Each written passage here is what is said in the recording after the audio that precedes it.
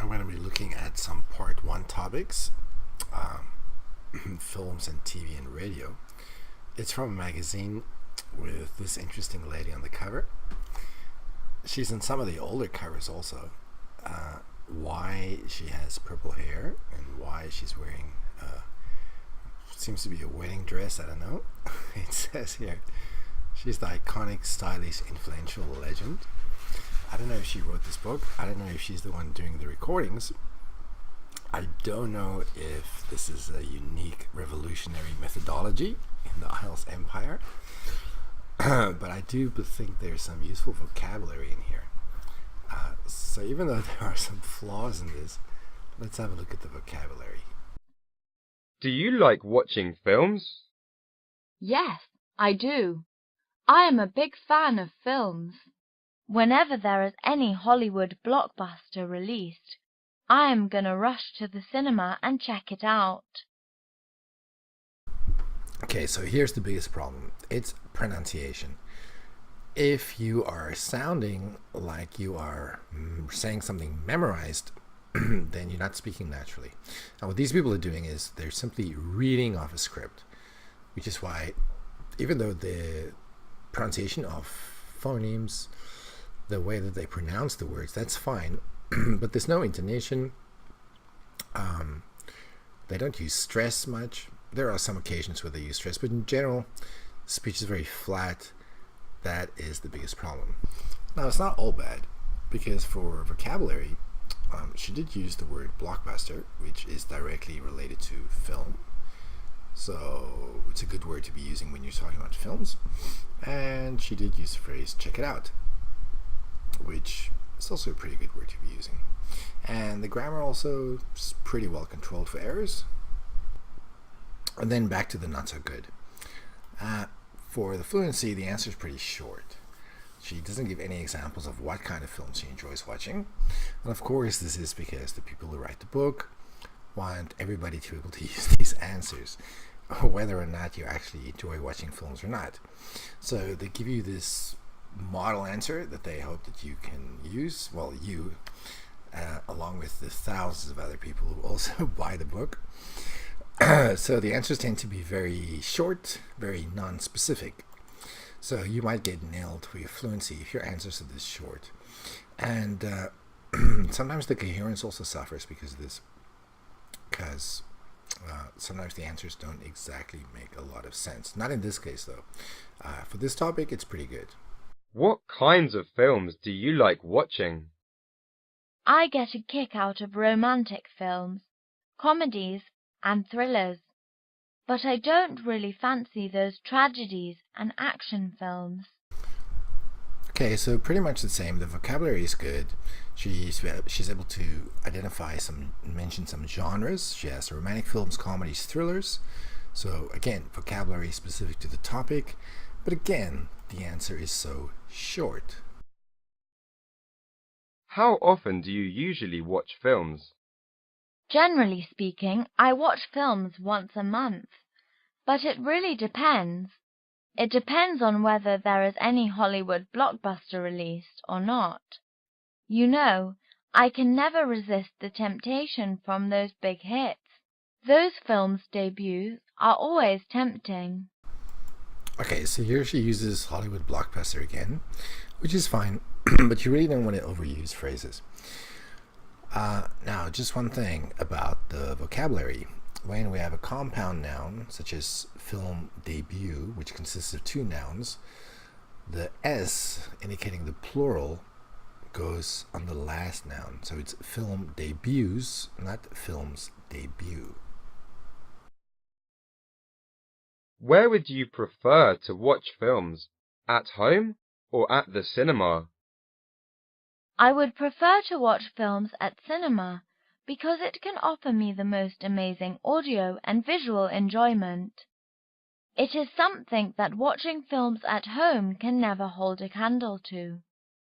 But I can't always go to cinema to watch films. Sometimes I love to watch films at home. Those DVDs almost cost nothing, and I can watch them anytime I want. It is totally my call. It's pretty good. except for lexical resources. She seems to be dropping the in front of cinema. So it should be the cinema in each of these cases. But there are some good phrases, like the audio and visual enjoyment. That's pretty good. And this phrase, to hold a candle to. But if you listen to more of what she says, she does use this phrase quite a lot.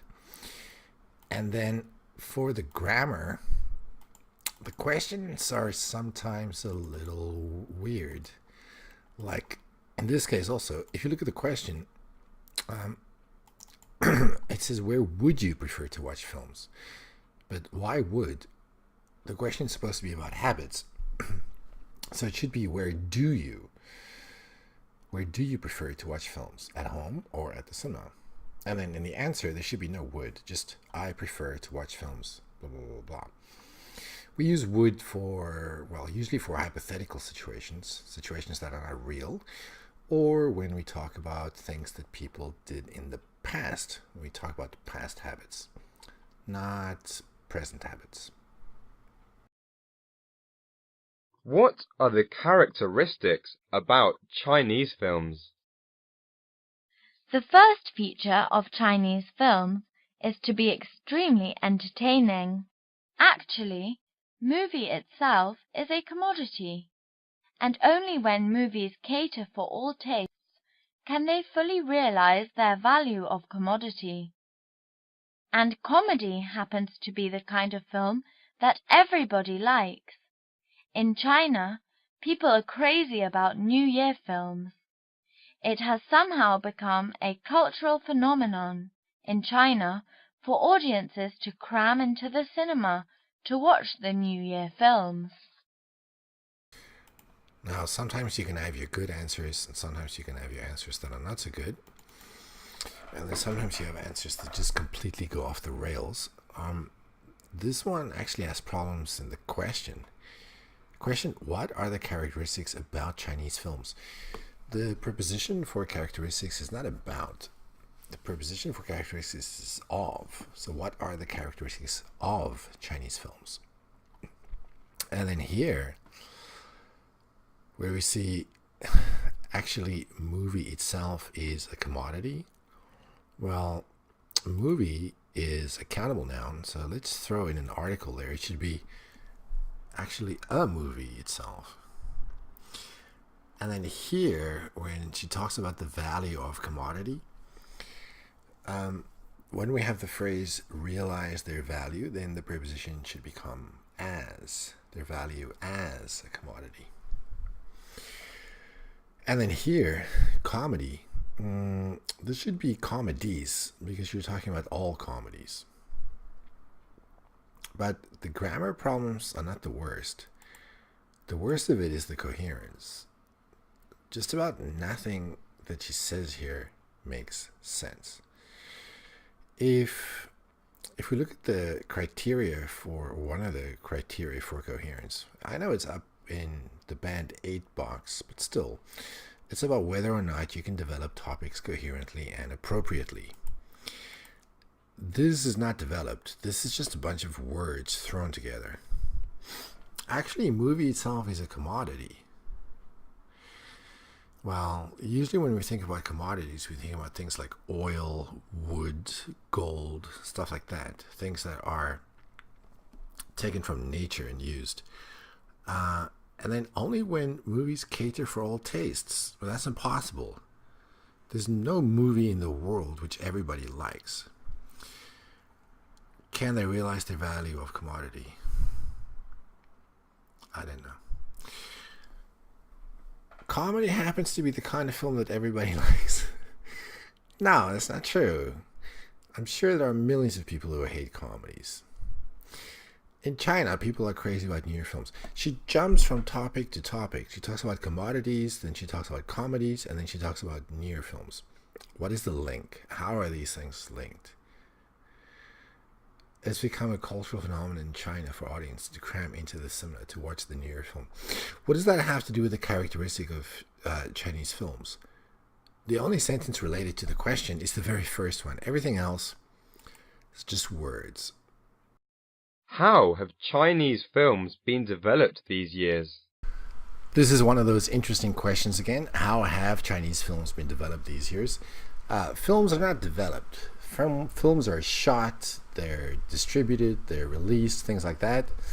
I think what the question is trying to ask is how has the Chinese film industry been developed these years? Not films, the film industry.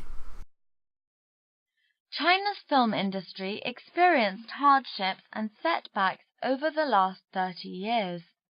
Since 1994, Hollywood films took over at least 60% in box office incomes in the local market.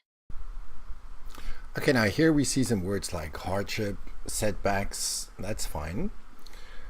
And we have like local market, that's pretty good too. Now, for the vocabulary, here she talks about box office incomes. Now, income is an uncountable noun, so there should be no S there. And I wouldn't say box office income is wrong per se, but you don't really hear people talk about box office income. You hear people saying something like, this movie grossed $500 million at the box office. This movie made $500 million at the box office. But to talk about box office incomes, it's pretty unusual. If you really want to use a noun after box office, how about takings? So 60% in box office takings. And then just one other thing for the grammar, since we have since here, it should be since 1994 Hollywood films have taken over at least 60%. The bright side of it is that Hollywood blockbusters did inject a shot in the arm to the development of Chinese film industry. Okay, so here she's trying to use the idiom, a shot in the arm. Now, a shot in the arm can have a literal meaning, meaning injection. But if we use it as an idiom, a shot in the arm, then usually we would use the verb provide. So something provides a shot in the arm to something else. Or we could just use a be verb.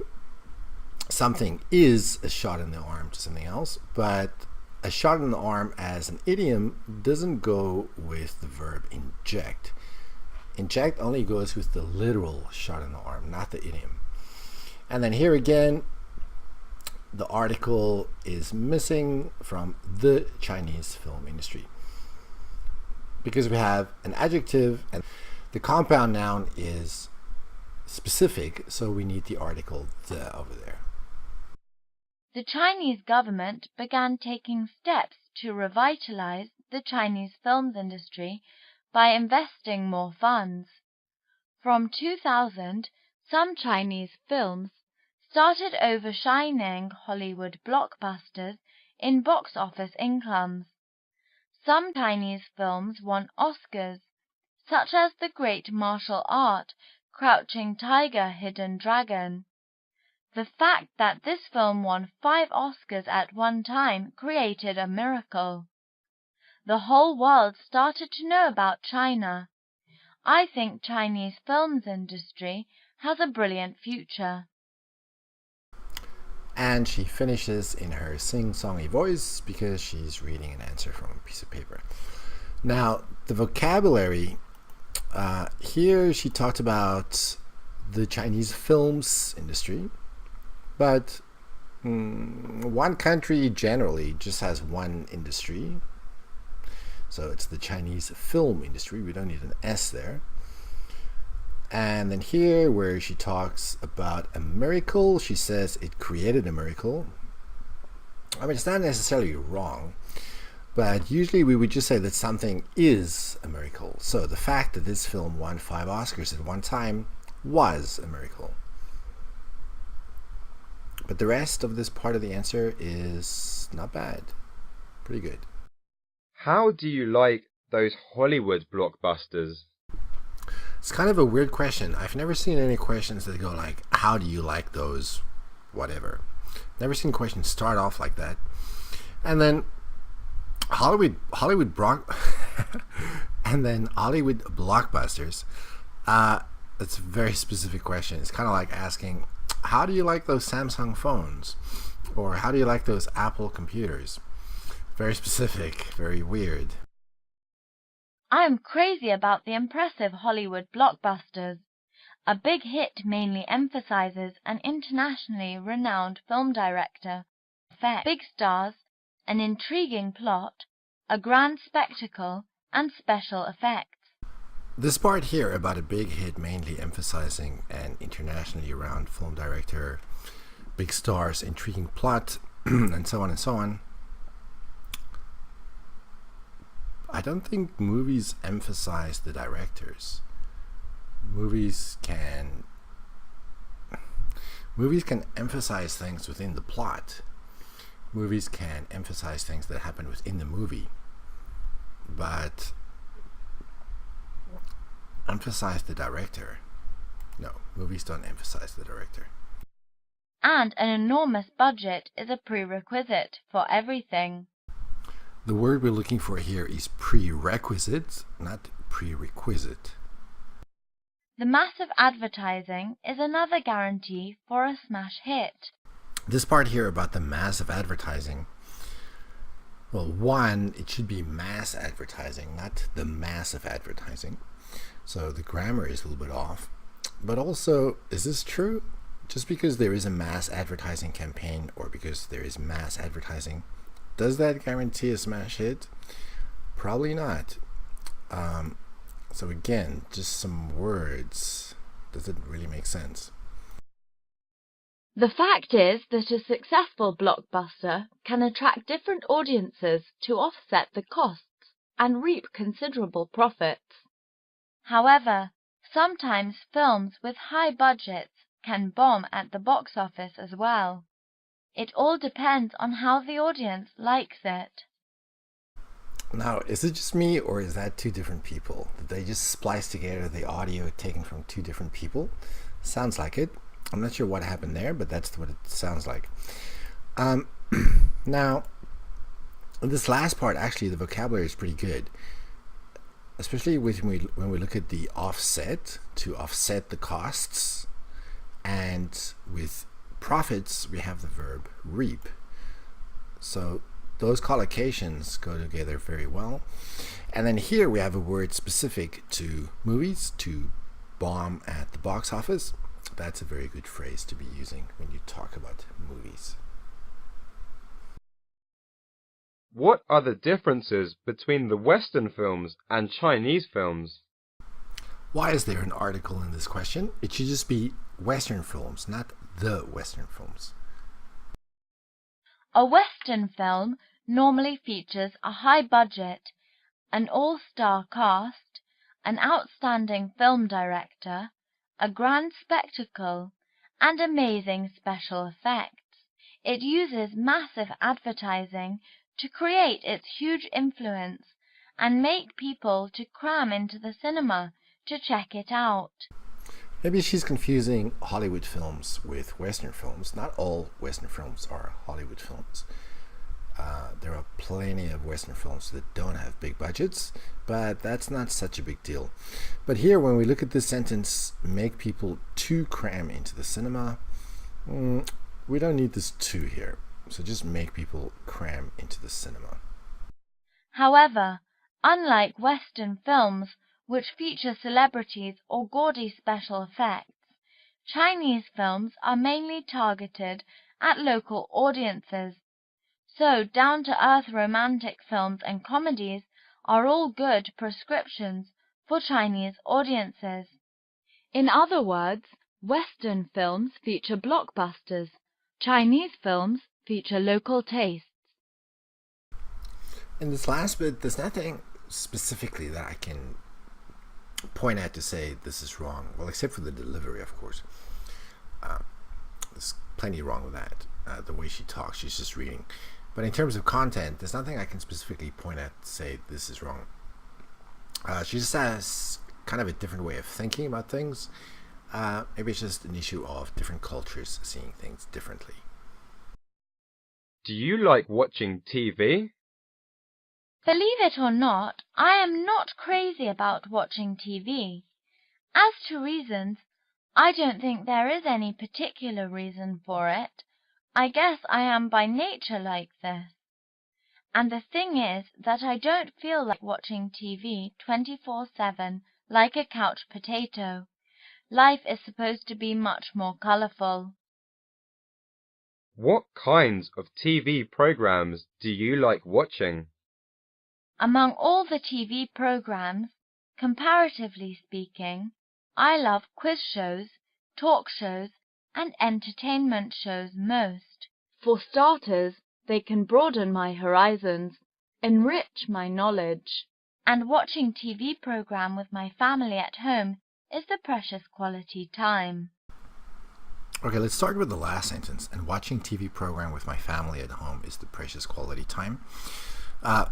So program is a countable noun, so we need an S at the end. Watching TV programs. And then the precious quality time, we don't need the because this is not specifying what quality time this is. So just precious quality time. But a bigger problem really is the coherence, because this topic is really not properly developed. She talks about quiz shows, she talks about talk shows, she talks about entertainment shows, but none of those ideas are really taken anywhere. She doesn't tell us why she loves quiz shows specifically.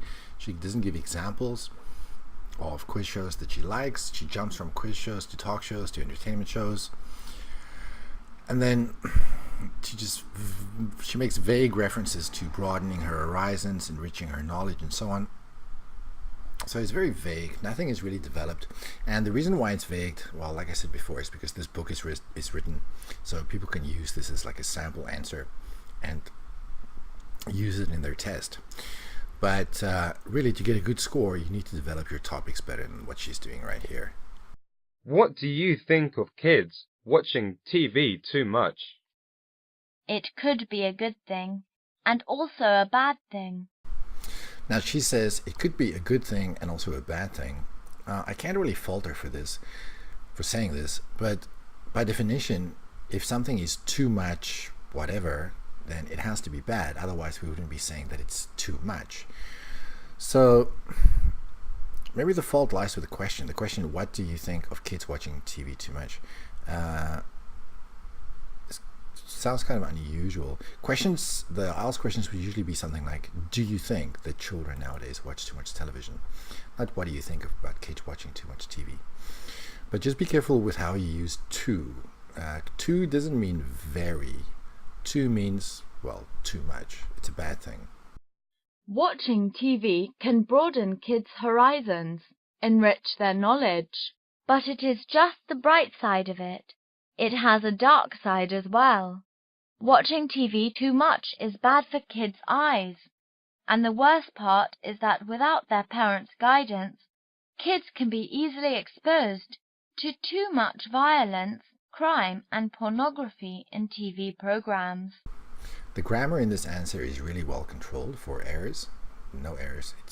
All the structures are error-free. Good use of complex structures. The vocabulary is really good. Just one thing, this broadened my horizons.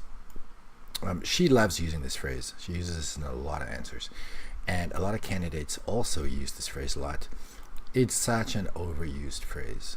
I mean, if you feel that something honestly broadens your horizons, fine, go ahead and use the phrase, but it is really overused.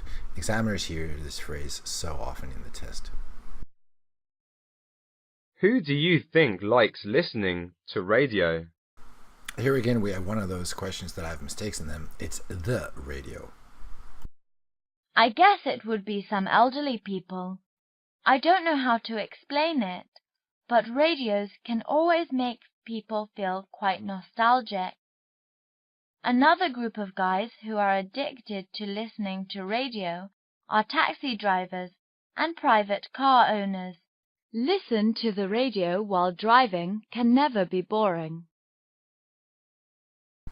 Here's another example of some audio from someone else being spliced in. So we're listening to two people give the answer. And the last one who spoke when she said, listen to the radio while driving can never be boring. Well, only things can be boring. So if we're talking about things, they have to be nouns. So it should be listening to the radio. Now, something else. Be careful about overgeneralizing too much in your answers. So saying another group of guys who are addicted to listening to radio are taxi drivers and private car owners. Really? All of them? And then listening to the radio while driving can never be boring. Well, maybe to you, but you just mentioned taxi drivers and private car owners. You're not talking about yourself. So if you say, to me, listening to the radio can never be boring, that's fine. But if you're saying listening to the radio while driving can never be boring, are you talking about everyone? Is this true for everybody? Probably not. So just be careful with overgeneralizing. So Does listening to radio go out of fashion today? maybe the weirdest question in this whole book. Does listening to radio go out of fashion today? If something is going to happen today, it sounds like it's scheduled to happen. But if we're using the present tense, then it should be something that is always true, or something that always happens, or something that's a habit. So what does this question even mean? Maybe they're trying to say, is listening to the radio less popular than it used to be? I don't think so. I mean, to be fair, no one can watch TV while driving, but everybody can listen to the radio while driving. And radios can never do any harm to people's eyes, so I think radios might not be as popular as TVs, but they will never go out of fashion. I root for radios. Just this last sentence, I think she is trying to say that she's rooting for radio as a medium, not the actual machines. So it should be I root for radio, not radios. When we say radios, it sounds like you're talking about the actual machine. Do you like watching films? Yes, I do.